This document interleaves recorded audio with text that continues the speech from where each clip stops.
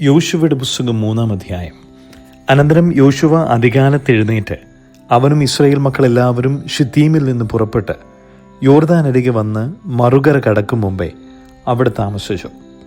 3 ദിവസം കഴിഞ്ഞിട്ട് പ്രമാണികൾ പാളയത്തിൽ കൂടി നടന്ന് ജനത്തോട് കൽപ്പിച്ചതെന്തെന്നാൽ, നിങ്ങളുടെ ദൈവമായ യഹോവയുടെ നിയമപെട്ടകത്തെയും അതിനെ ചുമക്കുന്ന ലേവ്യരായ പുരോഹിതന്മാരെയും നിങ്ങൾ കാണുമ്പോൾ നിങ്ങളുടെ സ്ഥലം വിട്ട് പുറപ്പെട്ട് അതിൻ്റെ പിന്നാലെ ചെല്ലണം. എന്നാൽ നിങ്ങൾക്കും അതിനുമിടയിൽ 2000 മുഴം അകലമുണ്ടായിരിക്കണം. അതിനോട് അടുക്കരുത്. അങ്ങനെ നിങ്ങൾ പോകേണ്ടുന്ന വഴി അറിയും.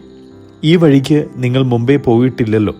പിന്നെ യോശുവ ജനത്തോട്, നിങ്ങളെ തന്നെ ശുദ്ധീകരിപ്പിൻ, യഹോവ നാളെ നിങ്ങളുടെ ഇടയിൽ അതിശയം പ്രവർത്തിക്കും എന്ന് പറഞ്ഞു. പുരോഹിതന്മാരോട് യോശുവ, നിങ്ങൾ നിയമപെട്ടകം എടുത്ത് ജനത്തിനു മുമ്പായി അക്കരെ കടപ്പിൻ എന്ന് പറഞ്ഞു. അങ്ങനെ അവർ നിയമപെട്ടകം എടുത്ത് ജനത്തിനു മുമ്പായി നടന്നു. പിന്നെ യഹോവ യോശുവയോട്, ഞാൻ മോശയോടുകൂടെ ഇരുന്നതുപോലെ നിന്നോടുകൂടെയും ഇരിക്കും എന്ന് ഇസ്രായേൽ എല്ലാം അറിയേണ്ടതിന് ഞാൻ ഇന്ന് അവർ കാണുകെ നിന്നെ വലിയവനാക്കുവാൻ തുടങ്ങും. നിയമപെട്ടകം ചുമക്കുന്ന പുരോഹിതന്മാർ യോർദാനിലെ വെള്ളത്തിൻ്റെ വക്കത്ത് എത്തുമ്പോൾ യോർദാനിൽ നിൽപ്പാൻ കൽപ്പിക്ക എന്നരുളി ചെയ്തു. യോശുവ ഇസ്രായേൽ മക്കളോട്, ഇവിടെ വന്ന് നിങ്ങളുടെ ദൈവമായ യഹോവയുടെ വചനം കേൾപ്പിൻ എന്ന് പറഞ്ഞു.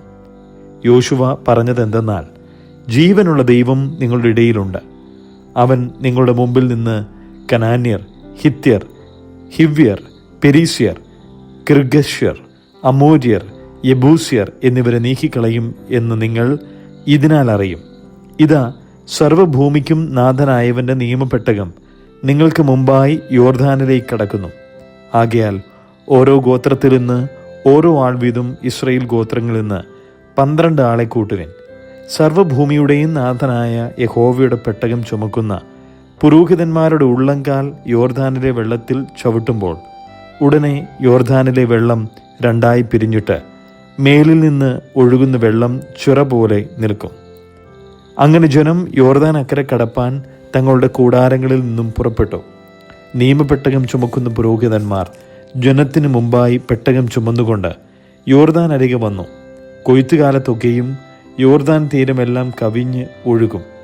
പെട്ടകം ചുമന്ന പുരോഹിതന്മാരുടെ കാൽ വെള്ളത്തിൻ്റെ വക്കത്ത് മുങ്ങിയപ്പോൾ മേൽവെള്ളത്തിൻ്റെ ഒഴുക്ക് നിന്നു.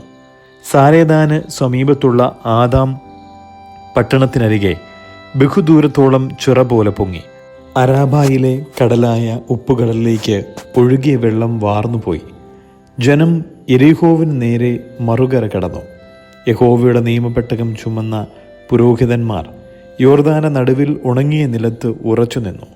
ഇസ്രായേൽ ജനമൊക്കെയും യോർദാൻ കടന്നു തീരുവോളം ഉണങ്ങിയ നിലത്തുകൂടി തന്നെ നടന്നുപോയി. സങ്കീർത്തനങ്ങൾ 149. യഹോവയെ സ്തുതിപ്പിൻ, യഹോവയ്ക്ക് പുതിയൊരു പാട്ടും ഭക്തന്മാരുടെ സഭയിൽ അവൻ്റെ സ്തുതിയും പാടുവിൻ. ഇസ്രായേൽ തന്നെ ഉണ്ടാക്കിയവനിൽ സന്തോഷിക്കട്ടെ. സിയോന്റെ മക്കൾ തങ്ങളുടെ രാജാവിൽ ആനന്ദിക്കട്ടെ. അവർ നൃത്തം ചെയ്തുകൊണ്ട് അവൻ്റെ നാമത്തെ സ്തുതിക്കട്ടെ. തപ്പിനോടും കിന്നരത്തോടും കൂടെ അവന് കീർത്തനം ചെയ്യട്ടെ. യഹോവ തൻ്റെ ജനത്തിൽ പ്രസാദിക്കുന്നു. താഴ്മയുള്ളവരെ അവൻ രക്ഷ കൊണ്ട് അലങ്കരിക്കും. ഭക്തന്മാർ മഹത്വത്തിൽ ആനന്ദിക്കട്ടെ. അവർ തങ്ങളുടെ ശയ്യകളിൽ ഘോഷിച്ചുല്ലസിക്കട്ടെ. അവരുടെ വായിൽ ദൈവത്തിൻ്റെ പുകഴ്ചകളും അവരുടെ കയ്യിൽ ഇരുവായ്ത്തലയുള്ള വാളും ഉണ്ടായിരിക്കട്ടെ. ജാതികൾക്ക് പ്രതികാരവും വംശങ്ങൾക്ക് ശിക്ഷയും നടത്തേണ്ടതിനും അവരുടെ രാജാക്കന്മാരെ ചങ്ങലകളാലും അവരുടെ പ്രഭുക്കന്മാരെ ഇരുമ്പ് വിലങ്ങുകളാലും ബന്ധിക്കേണ്ടതിനും എഴുതിയിരിക്കുന്ന വിധി അവരുടെ മേൽ നടത്തേണ്ടതിനും തന്നെ. അത് അവൻ്റെ സർവ്വഭക്തന്മാർക്കും ബഹുമാനമാകുന്നു. യഹോവയെ സ്തുതിപ്പിൻ. റോമാലേഖനം 7-ാം അധ്യായം. സഹോദരന്മാരെ, ന്യായപ്രമാണം അറിയുന്നവരോടല്ലോ ഞാൻ സംസാരിക്കുന്നത്. മനുഷ്യൻ ജീവനോടിരിക്കും കാലത്തൊക്കെയും ന്യായപ്രമാണത്തിന് അവൻ്റെ മേൽ അധികാരമുണ്ട് എന്ന് നിങ്ങൾ അറിയുന്നില്ലയോ? ഭർത്താവുള്ള സ്ത്രീ ജീവിച്ചിരിക്കുമ്പോൾ ഭർത്താവിനോട് ന്യായപ്രമാണത്താൽ ബന്ധിക്കപ്പെട്ടിരിക്കുന്നു. ഭർത്താവ് മരിച്ചാൽ അവൾ ഭർതൃ ന്യായപ്രമാണത്തിൽ നിന്ന് ഒഴിവുള്ളവളായി. ഭർത്താവ് ജീവിച്ചിരിക്കുമ്പോൾ അവൾ വേറെ പുരുഷന് ആയാൽ വ്യഭിചാരിണി എന്ന് പേർ വരും. ഭർത്താവ് മരിച്ചു എങ്കിലോ അവൾ വേറെ പുരുഷനായാൽ വ്യഭിചാരിണി എന്ന് വരാതെ വണ്ണം ന്യായപ്രമാണത്തിൽ നിന്ന് സ്വതന്ത്രയാകുന്നു. അതുകൊണ്ട് സഹോദരന്മാരെ, നാം ദൈവത്തിന് ഫലം കായ്ക്കുമാറ് മരിച്ചിട്ട് ഉയർത്തെഴുന്നേറ്റവനായ വേറൊരുവന് ആകേണ്ടതിന് നിങ്ങളും ക്രിസ്തുവിൻ്റെ ശരീരം മുഖാന്തരം ന്യായപ്രമാണ സംബന്ധമായി മരിച്ചിരിക്കുന്നു. നാം ജഡത്തിലായിരുന്നപ്പോൾ ന്യായപ്രമാണത്താൽ ഉളവായ പാപരാഗങ്ങൾ മരണത്തിന് ഫലം കായ്ക്കത്തക്കവണ്ണം നമ്മുടെ അവയവങ്ങളിൽ വ്യാപരിച്ചു പോന്നു. ഇപ്പോഴോ നമ്മെ പിടിച്ചടക്കിയിരിക്കുന്ന ന്യായപ്രമാണം സംബന്ധിച്ച് മരിച്ചിരിക്കൊണ്ട് അക്ഷരത്തിൻ്റെ പഴക്കത്തിലല്ല, ആത്മാവിൻ്റെ പുതുക്കത്തിൽ തന്നെ സേവിക്കേണ്ടതിന് നാം ന്യായപ്രമാണത്തിൽ നിന്ന് ഒഴിവുള്ളവരായിരിക്കുന്നു. ആകയാൽ നാം എന്തു പറയേണ്ടു? ന്യായപ്രമാണം പാപമെന്നോ? ഒരു നാളും അരുത്. എങ്കിലും ന്യായപ്രമാണത്താലല്ലാതെ ഞാൻ പാപത്തെ അറിഞ്ഞില്ല. മോഹിക്കരുത് എന്ന് ന്യായപ്രമാണം പറയാതിരുന്നെങ്കിൽ ഞാൻ മോഹത്തെ അറിയുകയില്ലായിരുന്നു. പാപമോ അവസരം ലഭിച്ചിട്ട് കൽപ്പനയാൽ എന്നിൽ സകലവിധ മോഹത്തെയും ജനിപ്പിച്ചു. ന്യായപ്രമാണം കൂടാതെ പാപം നിർജീവമാകുന്നു. ഞാൻ ഒരു കാലത്ത് ന്യായപ്രമാണം കൂടാതെ ജീവിച്ചിരുന്നു. എന്നാൽ കൽപ്പന വന്നപ്പോൾ പാപം വീണ്ടും ജീവിക്കുകയും ഞാൻ മരിക്കുകയും ചെയ്തു. ഇങ്ങനെ ജീവനായി ലഭിച്ചിരുന്ന കൽപ്പന എനിക്ക് മരണഹേതുവായി തീർന്നു എന്ന് ഞാൻ കണ്ടു. പാപം അവസരം ലഭിച്ചിട്ട് കൽപ്പനയാൽ എന്നെ ചതിക്കുകയും കൊല്ലുകയും ചെയ്തു. ആകയാൽ ന്യായപ്രമാണം വിശുദ്ധം, കൽപ്പന വിശുദ്ധവും ന്യായവും നല്ലതും തന്നെ. എന്നാൽ നന്മയായുള്ളത് എനിക്ക് മരണകാരണമായി തീർന്നു എന്നോ? ഒരു നാളും അരുത്. പാപമത്രേ മരണമായി തീർന്നത്. അത് നന്മയായുള്ളതിനെ കൊണ്ട് എനിക്ക് മരണം ഉളവാക്കുന്നതിനാൽ പാപം എന്ന് തെളിയേണ്ടതിനും കൽപ്പനയാൽ അത്യന്തം പാപമായി തീരേണ്ടതിനും തന്നെ. ന്യായപ്രമാണം ആത്മീകമെന്ന് നാം അറിയുന്നുവല്ലോ. ഞാനോ ജഡമയൻ, പാപത്തിന് ദാസനായി വിൽക്കപ്പെട്ടവൻ തന്നെ. ഞാൻ പ്രവർത്തിക്കുന്നത് ഞാൻ അറിയുന്നില്ല. ഞാൻ ഇച്ഛിക്കുന്നതിനെയല്ല, പകയ്ക്കുന്നതിനെ അത്രേ ചെയ്യുന്നത്.